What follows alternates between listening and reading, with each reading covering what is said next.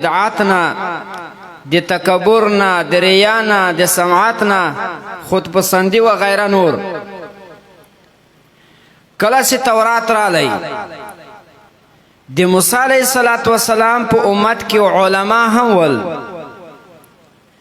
د موسی علیه السلام په امت کې اولیاء پیران صاحبان هم ول علماء کرامو با د موسی علیه السلام د قوم خدمت کاو په شرعیت کې خلق به په شرعیت باندې برابرول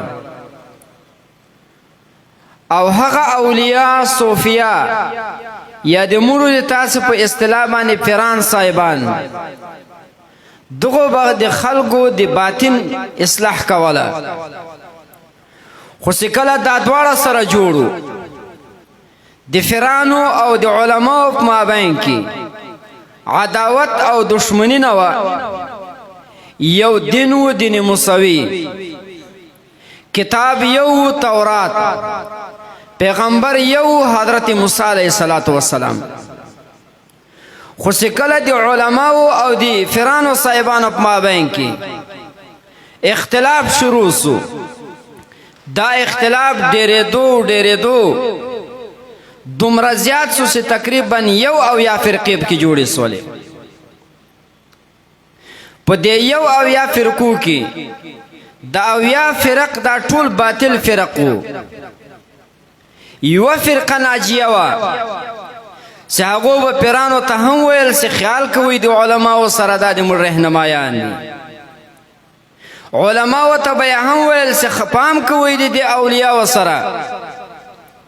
اوس ته اندازه ولګوه یو طرف ته اویا خولې او بل طرف ته یوه خوله دا کله هم د دې دوو جوړو په مابین کې دا جوړ نشي راوستلی الله رب العزت په انسانانو باندې ورحمېدو الله بیا پیغمبر راولېږو حضرت عیسی علیه السلام دین یې ورکو عیسویت کتاب ورکو انجیل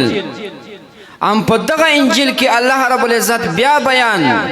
هم د طریقت کړی او هم بیان د شرعیت خو تر کومه وخته پورې چې بیا علما او فران سره جوړو یو دین و عیسویت یو کتاب و انجیل یو پیغمبر و حضرت سیدنا عیسی علیه السلام خو چې علماو کله تنقیدات په پیرانو باندې شروع کړل او پیرانو تنقیدات په علماو باندې شروع کړل دا اختلافات شروع سول فرق پیدا کېدلې جوړېدلې آن تر دې چې دوه اویا فرقې جوړې سولې په دوه اویا فرقو کې یوه فرقه دا ناجیه وه دا یو اویا فرقې د مړو تاسو په اصطلاح باندې دا بیا غلطې وې د خلکو په مابین کې عداوت پیدا سو دشمنی پیدا سوله یو په بل باندې بې اعتمادي وله بې ځایه قتلونه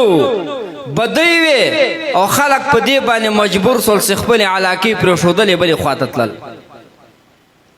الله رب العزت بیا په انسانانو باندې ورحمېدو الله اخري پیغمبر راولېږو امام الانبیاء راولېږو رحمتا للعالمین راولېږو سیدنا محمد مصطفی صلی الله تعالی علیه وسلم رالی الله دین ورکو اسلام الله کتاب ورکو قرآن او خدای دی امت ته داسې پیغمبر ورکو چې هغه امام الانبیاء ده رحمتا للعالمین ده قرآن رالی قرآن بیا یو ظاهر لري چې هغه شرعیت ده او قرآن یو باطن روح لري چې هغه طریقت مونږ تاسې یایو چې روحاني علوم دي بیا د نبی علیه السلام دغه راوړی کتاب قرآن عظیم الشان د دې په خدمت باندې دوه فرقې لګیا سولې علماو مدارس خلاص کړل مساجد یې جوړ کړل او د مسلمانانو په خدمت باندې لګیا دي لمونځ داسې کوه کاروبار داسې کوا، ګاونډي توب داسې کوا، د ښځې دا حقوق دي، د ګاونډي او د اولادو دا حقوق دي. ګوره چې دا پایمال نه کې. د خدای اولیاء ولاړو خانقاو ته، په خانقاو کې ناس دي او د نبی علیه الصلاة والسلام د امت تسبیح او تزکیه کوي، د هغو سره لګیا دي، د هغو باطن برابرۍ، د باطن اصلاح یې کوي. خو چې کله بیا الله رب العزت دا دین پورته کوي، دا به بیا داسې وخت راسي چې علما به په پیرانو باندې لګېږي او پیران به دا په علماو باندې لګېږي. د دې نه به 83 فرقې جوړې سي، 82 به بیا غلطې وي، په دې کې به یوه فرقه یې چې هغې ته فرقه ناجیه ولکل کېږي. د ما مقصد دا ده چې مولوي ښایسته خان د یو داسې ځای نه سند نه راوړی، د داسې سرای نه ده راوتلی، د داسې مدرسې نه ده راوتلی چې خالص صرف هلته شرعیت و، طریقت نه و، بلکې الحمدلله ثم الحمدلله هلته د موږ د شیخ صاحب یو زبردسته ولی الله د دغه وخت حضرت شیخ الحدیث خلیفه زین العابدین دامت برکاتهم العالیه چې تقریبا اول ورځ موږ ورته کتل، د شاګردانو د چهرو نه تقریبا هغه د ولایت اثرات راپورته کېدل. ځکه دا مدرسه داسې مدرسه وه چې هلته به لا سبق وي، که سبق نه و بس بیا به خپل ذکر و اذکارو باندې لګیا یې. خو ښایسته خان مولوي صاحب چې کوم هغه والدین دي یا کاګان دي، هغو ته زه خالص صرف دا سوال کوم، 10 کاله مو خرچې ورکولې، اوس مخته هم دا مه کوه چې بس سبا ورته یې چې ولاړ شه اوس نو چیرې د ځان دپاره امامت پیدا که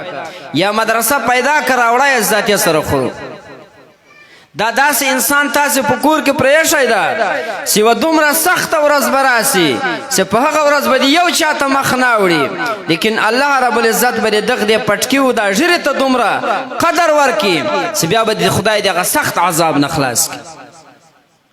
او دته هم دا سوال کوو چې ته هم په کور کې مه کښېنه، ته هم ولاړ شه د دې کور د خدمت دپاره، د دې قوم د خدمت دپاره چې په کوم قسم باندې خدمت د تا نه کېدو باید چې د خپل قوم ته ښه خدمت وکړې. الله دې په دې خبرو باندې عمل کولو توفیق را نصیب کړي. وما علی الا البلاغ.